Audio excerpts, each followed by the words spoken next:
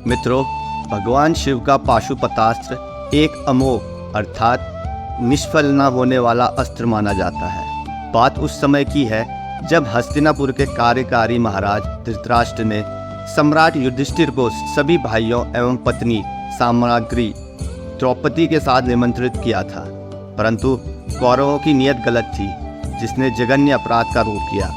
सम्राट युधिष्ठिर द्यूत में हार रहे थे क्योंकि मामा शकुनी मायावी पासों से खेल रहे थे। ये पासे मामा शकुनी के अनुरूप अंक लाते थे। कौरव हारते युधिष्ठिर के शब्दों के साथ खेलकर उन्हें धर्म संकट में डाल रहे थे। युधिष्ठिर अपने कहे शब्दों में रहने को ही धर्म समझ रहे थे। यही उनसे भूल हुई और उनके चारों भाई बंदी बन गए और उनकी धर्मपत्नी द्रौपदी का अपमान हुआ।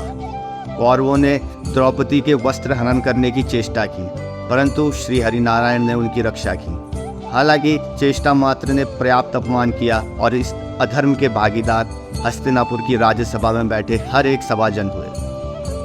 पांडवों को वनवास और पाशुपतास्त्र। मित्रों, सम्राट युधिष्ठिर का राजपाट दुर्योधन ने छल पूर्वक छीन लिया और हारने के दंड स्वरूप महाराज युधिष्ठिर को उनके भाइयों एवं पत्नी सहित 12 वर्षों का वनवास तथा 1 वर्ष का अज्ञातवास मिला।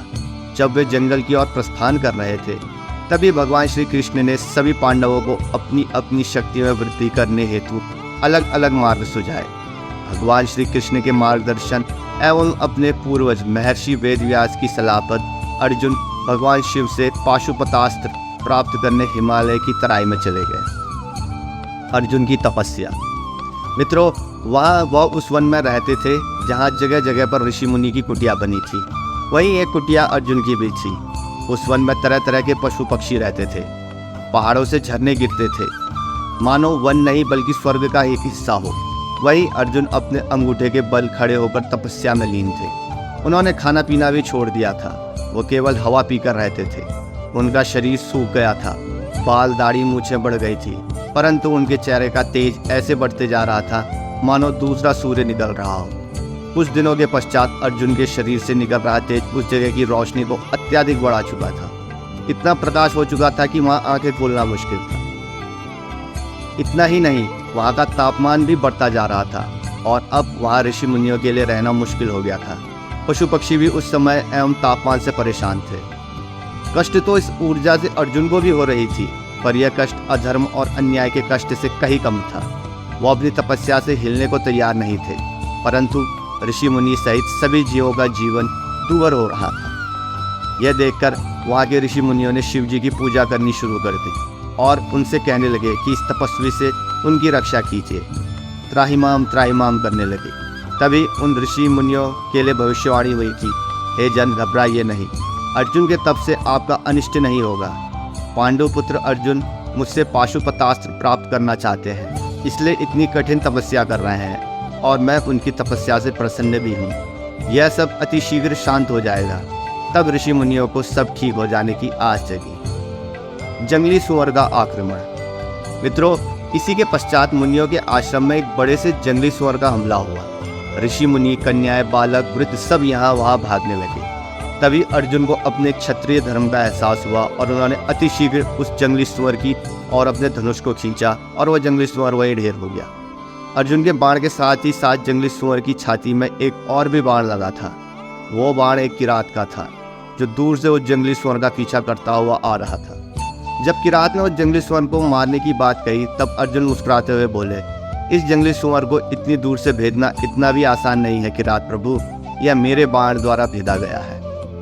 किरात और अर्जुन का युद्ध। इस पर किरात ने कहा, क्षत्रिय प्रतीत होते हो, मेरे साथ युद्ध करो तो जानूं वास्तव में क्षत्रिय हो या नहीं, अन्यथा बड़ी बड़ी बातें तो कोई भी कर सकता है। युद्ध कर सिद्ध करो कि इस जंगली सुअर को तुम्हारे बाणों ने भेदा है। अर्जुन ने किरात से कहा, मैं अभी एक तपस्वी हूँ, ऋषि मुनियों के बीच ऐसे कार्य शोभा नहीं देता। परंतु किरात ने अर्जुन पर बाण चलाने शुरू कर दिए। उत्तर स्वरूप अर्जुन ने भी किरात पर कई बाण चलाए, पर उसके सभी बाण किरात के शरीर से लग लग कर नीचे पड़ गए। अर्जुन समझ चुके थे कि किरात मायावी है, अन्यथा उसके बाण उसे छूकर गिर जाते हैं। अर्जुन के पास युद्ध की जितनी कलाएं थीं, जितने अस्त्र शस्त्र थे, सबका उपयोग उन्होंने कर दिया, पर किरात पर कोई असर नहीं हुआ। उन्हें तनिक भी हानि नहीं हुई थी। भगवान शिव के द्वारा पाशुपतास्त्र प्रदान करना। मित्रों, जब दैविक अस्त्र भी किरात का कुछ बिगाड़ ना पाए, तब अर्जुन हाथ जोड़कर अपने घुटनों पर बैठकर भाव विभोर हो बोले, हे महादेव, आपके सामने क्या शौर्य, क्या धनुर्विद्या, क्या दैविक अस्त्र शस्त्र और क्या मेरा कुल और वर्ण। मुझसे भूल हुई, मुझे क्षमा करें करुणाकार, मैं आपको समझ नहीं पाया। भगवान भोलेनाथ ने प्रसन्नता भरे स्वर में कहा, अर्जुन, मैं तुम्हारी वीरता की परीक्षा लेकर परम संतुष्ट हुआ हूँ। मैं तुम्हारी इच्छा के अनुसार ही तुम्हें पाशुपतास्त्र दे रहा हूँ। इससे तुम तीनों लोगों को जीत सकोगे। अर्जुन का उद्देश्य पूर्ण हुआ। सृष्टि के इतिहास में शौर्य की नैवेद्य से शिव जी को संतुष्ट करने वाला अकेला अर्जुन ही है।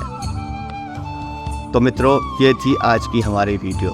मित्रों, अगर आपको आज की हमारी इस वीडियो से किसी भी प्रकार का ज्ञान अर्जित हुआ हो तो कृपया करके कमेंट बॉक्स में हर हर महादेव लिखना बिल्कुल मत भूलिएगा। तो मिलते हैं मित्रों अगली किसी और वीडियो में। तब तक के लिए हर हर महादेव।